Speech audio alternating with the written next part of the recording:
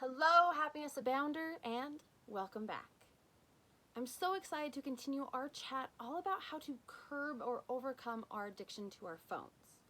Chances are, whether you are a long-time listener of the show or a first-time listener of the show, at some point in the last 5 years, as phones have become a crucial part of our social and daily lives, you have probably thought to yourself at least once, I might be on my phone too much, or maybe I'm addicted to my phone.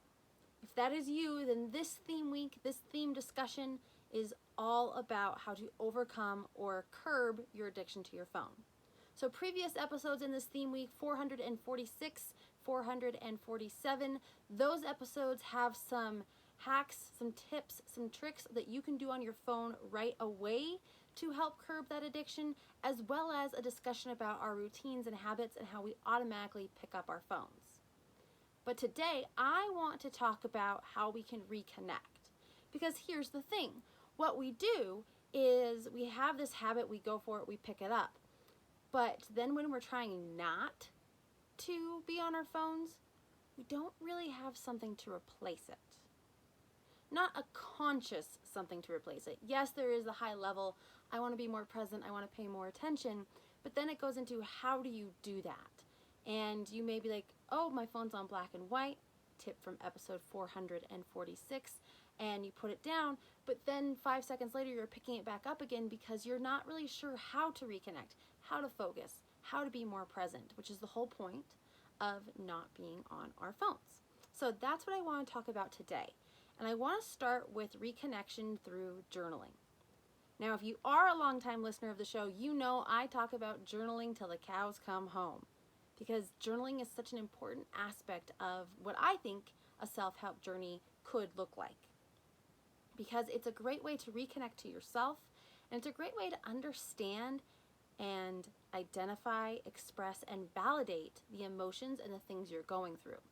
When we keep them all in our mind, it's really hard for us to separate and pull back and see how much we've grown or why we may be looking at things a certain way. The second we put it out on paper or type it out on our computers, it gives us a lot more clarity. So when it comes to putting down your phone and being more present and reconnecting with yourself, journaling is always going to be my number one tip.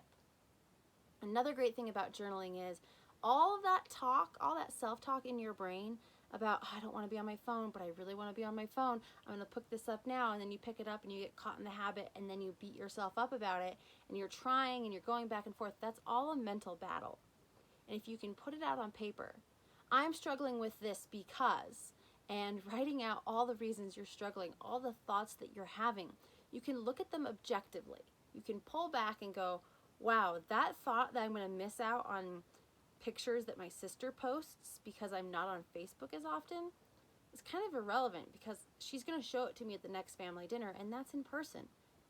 And that allows me to connect with her and reconnect with her person to person versus, oh yeah, I saw those pictures on Facebook.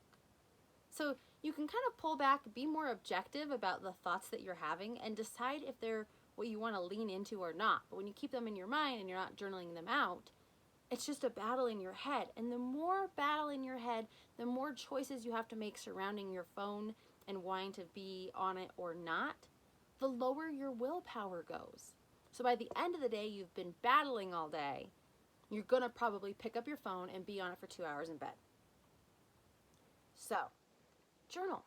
Express yourself. Share what you're feeling, why you're feeling it, and if you want to move forward or not. But don't keep it all in your head. It's a great way to reconnect. Okay, the second thing is get outside. If at all possible, just go spend 5 minutes outside without your phone. At first, it's going to seem so boring.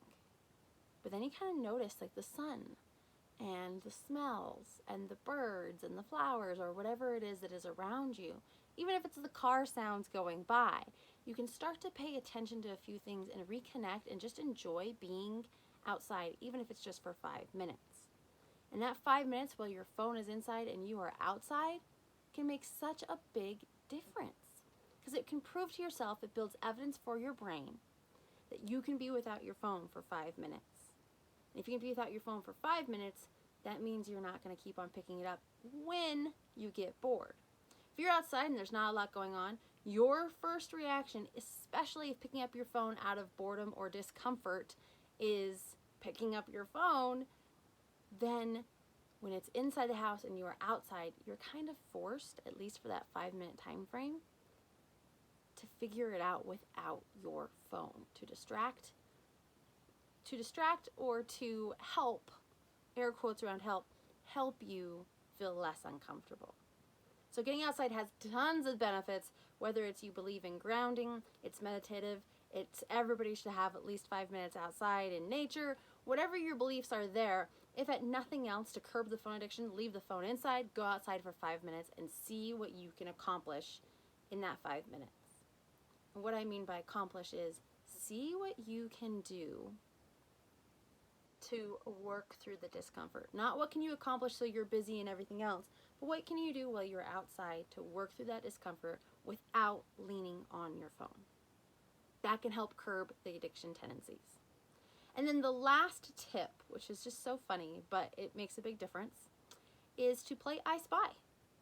Whether you are inside or outside, if you do not want to be on your phone and you want to reconnect to yourself and your surroundings, play a game of iSpy with yourself or with people in the room. Instead of picking up your phone, put it down and say, okay, if I'm by myself and I'm in my living room, I spy something purple, or I spy some flowers, or I spy my table. And then, next level iSpy, express gratitude. Express gratitude. I spy my purple plant, my purple oxalis plant, and I spy that it has flowers on it. I'm so grateful for flowers because it's such a pretty piece of my decor that's natural, and I just love it, and it makes me so happy to see it is so happy. Move to the next. I spy my kitchen table. So many stories around this kitchen table. It's one of my favorite pieces of furniture. I'm so grateful that I was able to bring it to the new house.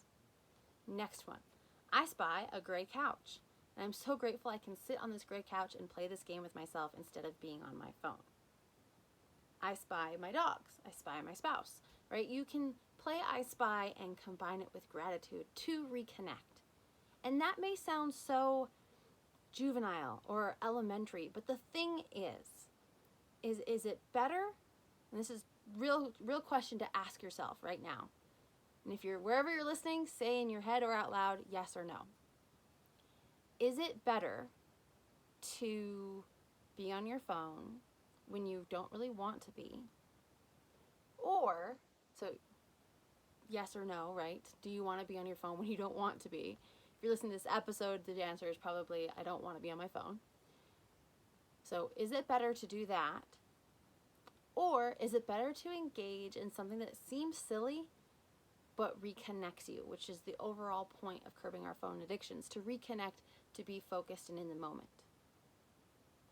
Connecting with gratitude can also be a big help to your happiness, whereas your phone and leaning on it when you're uncomfortable or because you feel like playing a game of I Spy with gratitude in your house seems weird, that's hindering you. Don't hinder yourself by leaning on your phone. Instead, enable yourself to be happier by playing silly games, by indulging in going outside instead of bringing your phone with you and being bored, air quotes around bored, because it really is just discomfort, and then leaning on your phone to pull you away from that instead of feeling it and finding ways to naturally move through. So those are my tips for reconnection. I want to encourage you to stay tuned for our next 2 episodes where I talk about procrastination and being uncomfortable, as well as how to be more productive without your phone. So make sure you stay tuned for the next 2 episodes of this series. However, I do need to note that I will not be able to be creating new episodes for the entirety of this week. I'm actually traveling for my day job, and I can't take my whole podcast set up with me, so I will not be recording episodes for the rest of this week. However, make sure you do stay tuned, you subscribe so you don't miss the next 2 episodes next week to wrap up this discussion, as well as there are 447 other episodes you can tune into if you want to get this morning fix of happiness abound. So that said, thank you for your patience as I will record those episodes next week, And I hope that you can reconnect today, and above everything else, remember, you are capable of happiness abound.